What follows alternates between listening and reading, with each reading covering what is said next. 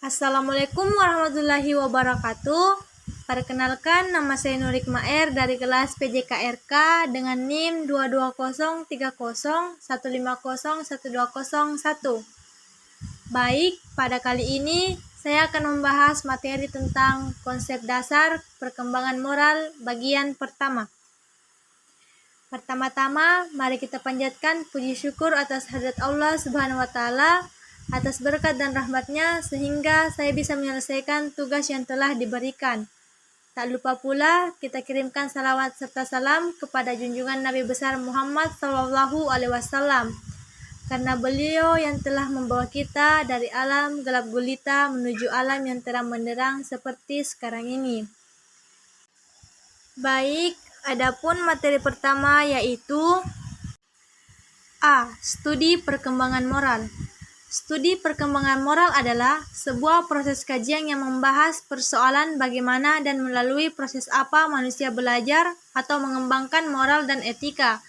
Berbagai kajian menunjukkan bahwa studi perkembangan moral merupakan persoalan yang rumit dan sulit untuk dipahami.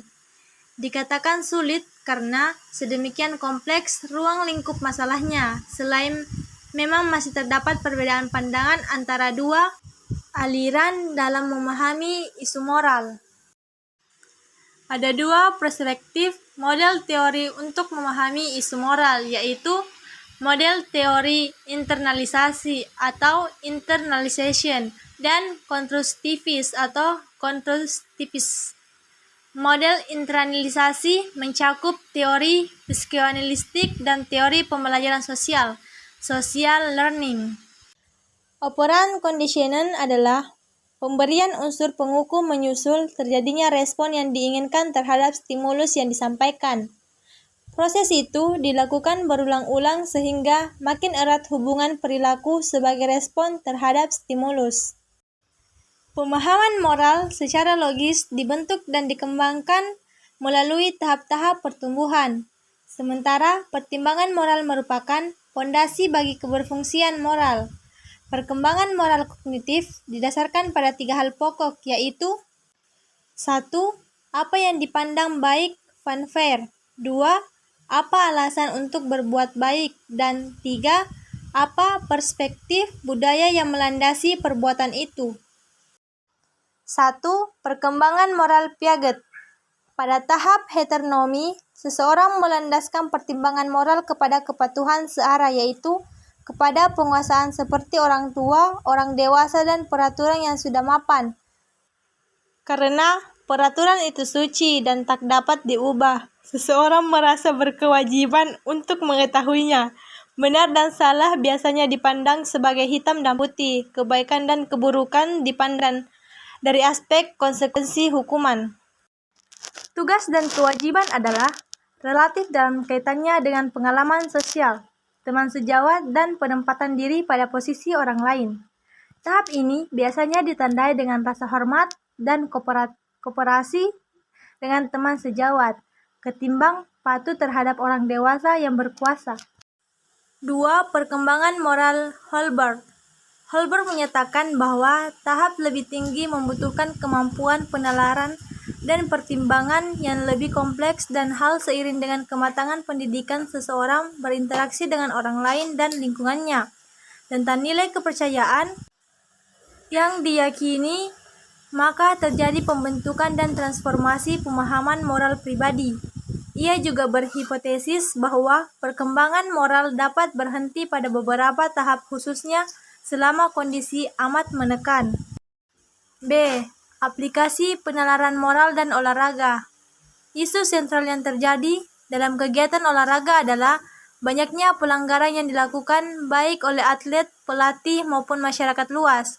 Perilaku tersebut ada yang sudah direncanakan sebelumnya, ada yang spontan karena tidak dapat mengendalikan emosinya, ada pula yang dilakukan tanpa didasari dan tiba-tiba masuk ke dalam perkelahian massal dan sebagainya. 1. Kesadaran untuk bermain sportif. Proses berpikir mengenai sebuah isu yang menyangkut keputusan moral memang tidak gampang dan dapat mengalami konflik. Apa yang diketahui sebagai sesuatu yang baik boleh jadi bertentangan dengan kepercayaan yang telah melekat pada diri pribadi seseorang. 2. Mengetahui, menilai, dan berbuat. Pengetahuan moral merupakan satu fase kognitif dalam belajar tentang isu moral dan bagaimana memecahkannya. Tahap ini berkenaan dengan pengetahuan tentang isu moral dan dilema, dan akhirnya mengetahui bagaimana membuat pertimbangan sehubung dengan dilema sampai akhirnya ditemukan hal yang baik untuk dilakukan. Setiap komponen itu pada hakikatnya menyatu dan melumat satu sama lain dan saling mempengaruhi. Namun tidak berarti setelah kita tahu yang baik dan buruk, lalu kita berbuat yang baik. Dengan mengetahui yang baik dan tidak seseorang mampu mengikuti tindakan moral. 3. Implikasi dalam praktik. Sampai di sini muncul pertanyaan pokok terkait dengan ketiga faktor, yaitu mengetahui, menilai, dan berbuat. Bagaimana penerapan ketiga faktor tersebut dalam situasi olahraga? Ketiga fase itu mempengaruhi keputusan moral. Berkaitan dengan persoalan ini, sangat penting untuk dihayati bahwa olahraga dan pendidikan jasmani adalah kegiatan yang tidak bebas nilai dan justru merupakan gelanggang untuk membina moral. Baik, adapun kesimpulannya yaitu pengetahuan moral merupakan satu fase kognitif dalam belajar tentang isu moral dan bagaimana memecahkannya. Pengetahuan tentang moral memiliki beberapa subkomponen, yaitu kesadaran, moral, pengetahuan, nilai moral, perhitungan ke depan, pertimbangan moral, perbuatan, keputusan. Baik, mungkin itu yang bisa saya sampaikan. Lebih dan kurangnya mohon dimaafkan. Wabillahi taufiq wal hidayah. Wassalamualaikum warahmatullahi wabarakatuh. Terima kasih.